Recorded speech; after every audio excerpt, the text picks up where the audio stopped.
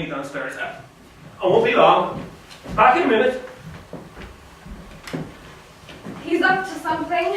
Yes. He left with a very festive look in his face. I bet you he'll bring you a present in a minute. Oh, how awful. Yes, it is awful. He's always doing silly things. There stands a green oak by the sea, and a chain of bright gold is around. And a chain of bright gold is around. You're not very bright today, Masha. Where are you off to? Home. That's odd. Walking out on your sister's birthday.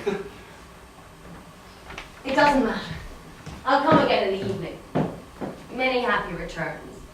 Though I've said it before, in the old days, when Father was alive, every time we had a birthday, 30 or 40 officers used to come, and there'd be lots of noise and fun. Today there's a man and a half. It's quiet as the desert.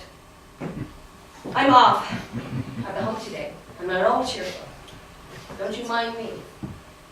We'll have a talk later on. Goodbye for the present. I'll go somewhere. Oh, Masha, you're so strange. I understand you, Masha.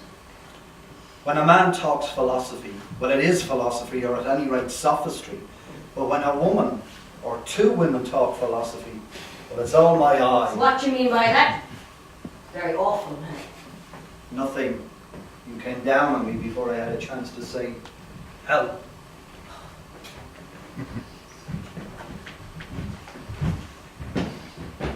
Come in, my dear. Come in, your feet are clean. From the district council, from Mikhail Ilyich Protopopov, the chairman. A cake. Thank you. Please, thank him. What? Please, thank him. Give him a pie, nurse. Farrapont, go! She'll give you a pie! What? Oh, come on, Grandfair, Fairpont, Spiridonich, come on. I don't like this Mila Popovich. Or Ivanovich Protopopov. We ought to invite them here. I didn't ask him to come. It's all right. A cellar! How ridiculous! My dear Ivan Romanovich, what are you doing? I told you so. Ivan Romanovich, you are simply shameless. My dear good Kurt, you're the only thing and dearest thing in my world. I'll soon be 60. I'm an old man. A lonely, worthless old man. My love for you is the only good thing in my life. If it hadn't been for that, I'd be dead long ago. I remember the day that you were born. I held you in my arms. I loved your dear mother. But your presents are so expensive. Oh, expensive presents, you really are. Expensive presents. My dears, a strange colonel has come. He has taken his coat off already. Listen, children, he's coming here. Serena, darling, you will be a nice, polite little girl now, won't you? Oh, I should have lunched ages ago. Oh, God. Must be Vershinin. Lieutenant Colonel Vershinin. Allow me to introduce myself. My name is Vershinin. I'm very glad to be able to come at last. How you've grown. Oh, how you've grown. Please, sit down. We're very, very glad you've come. I'm glad, very glad, but there are three sisters, surely. I forget your faces, but your father, Colonel Proserov, used to have three little girls. I remember that perfectly. I saw them with my own eyes. How time flies. How it flies. Oh. Alexander Ignatyevich comes from Moscow. From Moscow. Are you really from Moscow? Yes, that's so.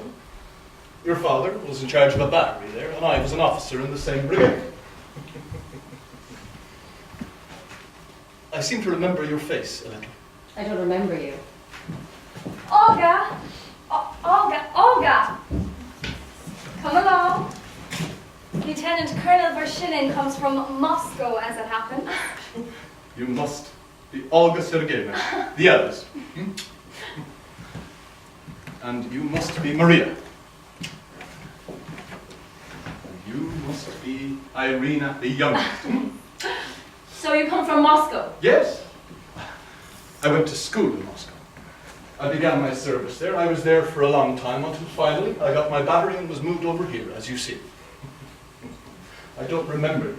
I only remember there used to be 3 sisters. Your father, now, I remember him perfectly. I only have to shut my eyes and I can see him as he was. I was a regular visitor to your house in Moscow. I used to think that I remembered everybody, but... My name is Alexander Ignatyevich. Alexander Ignatyevich, you've come from Moscow. That is really quite a surprise. We're going to live there, you see. We may be there this autumn. It's our native town. We were born there, in Old Basmani Road. We unexpectedly met a fellow countryman. I remember, Olga. Do you remember they used to speak at home of the lovelorn major? You were only a lieutenant then, and in love with somebody. For some reason they always called you Major for fun. Yes. The Lovelorn Major. That's cut. You only wore mustaches then. You've grown older. Yes, when I was known as the Lovelorn Major, I was young and in love. I've grown out of both now. But you haven't a single white hair yet. You're older, but not yet old. Well, I'm 42 years old anyway. How long ago did you leave Moscow? 11 years. What are you looking so sad for, Masha? It's all right. Where did you say you lived? Old Basmani Road. Same as we. I used to live on German Street. That was from my headquarters, from the old Red Barracks. There's a little bridge in between where the water flows underneath. One gets melancholy when one is alone there. Here you have a magnificent view. Magnificent and wide. Yes, but it's so cold. It's very cold here, and there are mosquitoes. Oh, what are you saying? Here you have a fine, healthy Russian climate. And birches, dear, modest birches. I like them more than any other tree. Only, it is strange that the railway station should be 13 miles away. No one knows why. I know why. Because if it's near, it can't be far off, and if it's far off, it can't be near.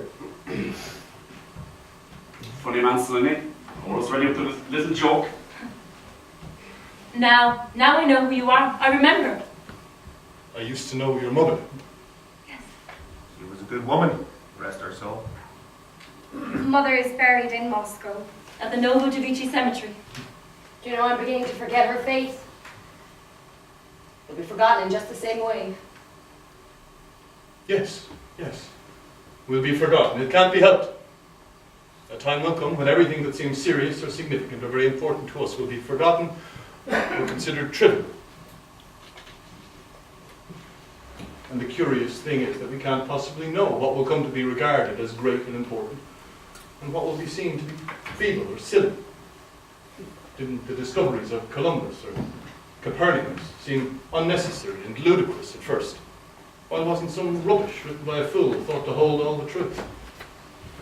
And so it may come to pass that our present existence with which we are so satisfied may come to be regarded as stupid, unclean, dull, perhaps even sinful. Maybe so. But then again, they may consider our life noble and honour its memory. We have no more tortures or public executions.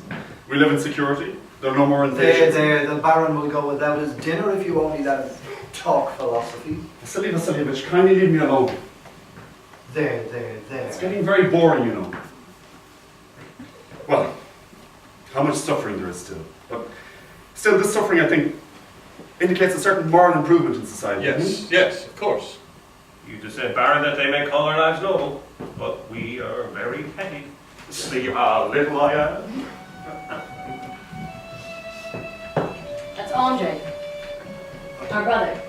He's the learned member of our family. Our father was a soldier, but his son chose an academic career for himself. That was father's wishes.